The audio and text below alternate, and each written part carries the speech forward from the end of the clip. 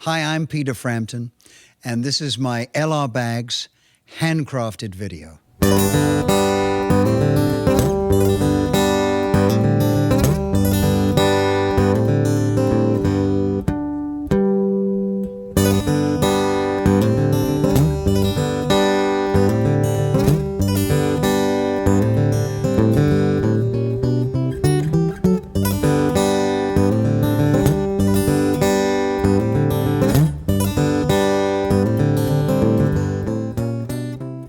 I just think that very early on, I was locked to the radio. We didn't have a TV, first of all. And towards the end of the 50s is when I was now aware of Buddy Holly, Eddie Cochran, Gene Vincent, Scotty Moore playing with Elvis, and Chet Atkins, must mention him.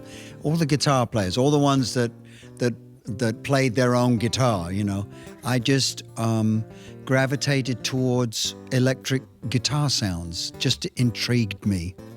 You know, I sleep with the guitar on my bed, you know, but I do. I have a big bed and I have a guitar and it lays next to me and I can pick it up in the middle of the night, you know, and it's pretty much been that way most of my life, you know. The acoustic is just, that friend is sitting there, and I've got some wonderful acoustics, and I'm very lucky. Sound is really important to me for inspiration. If I plug into an amp that doesn't sound good, I literally can't play.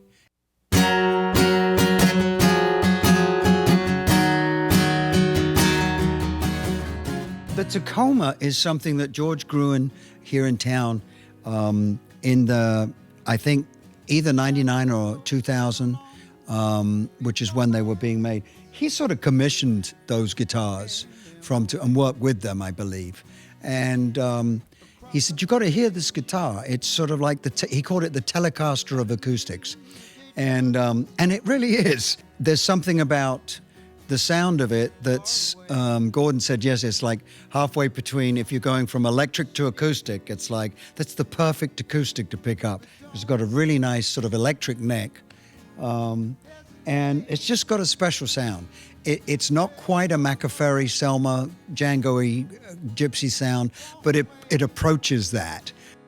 The Epiphone there is 3 months older or younger, I can't remember which way it goes, than Paul McCartney's. Same guitar, except his was blonde, and he used that to write and play Yesterday. I never knew that, you know, and then I took it to Epiphone and they told me what year it was, and he said, "Do you know Paul McCartney's is the same year?" And so it was a good year for him too.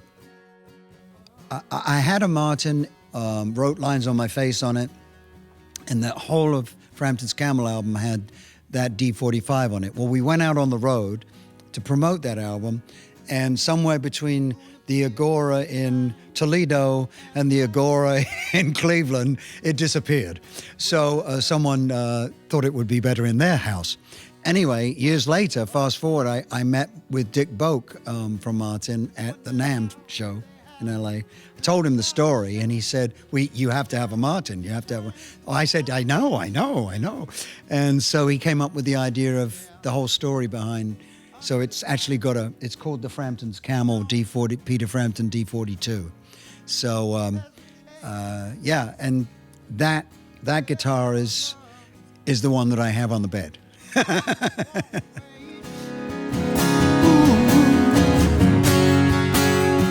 baby, I love your way every day.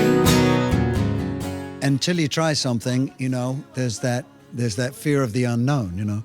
So I started doing the Acoustic Classics, and then in the middle of doing it, went on the road to do the first Raw tour, Acoustic Raw tour, with Gordon and my son, Julian. Then came back, realizing that what I thought I was going to hate, potentially, the acoustic tour, was something I just loved. It was just from the first night onwards, it was just like being in a huge living room, and the fans just love it, and I love it. You know, I love doing it, you know. I think my approach to doing the Acoustic Classics was very different from the way I ended up doing it. I thought that, oh, this is going to be a piece of cake. I'm just going to go in there, you know, quickly run off, you know, I'll do 3 or 4 a day. So I went in, did the first 3, came back in and listened to them, and I said, it doesn't sound right. It sounds like me without the band. So I needed to, in the end, reverse engineer the songs. I wanted it to be much more intimate. You know, with a band, you sit down and they start playing and you go like this, you know, until you find the place. Okay, it's there. Okay, that's how loud they're going to be. But with an acoustic tour, it's like this, you know, and that's what I wanted the album to be, that it was go over and turn it up, because, oh, wait a second, this is really intimate. So, but I'm very proud of it. Ooh, baby, I love your way every day.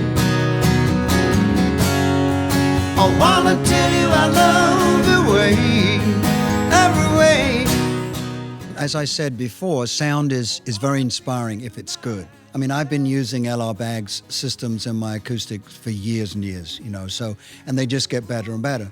And LR Baggs have helped me and Gordon out immensely. So I like to feel that I'm part of the family now.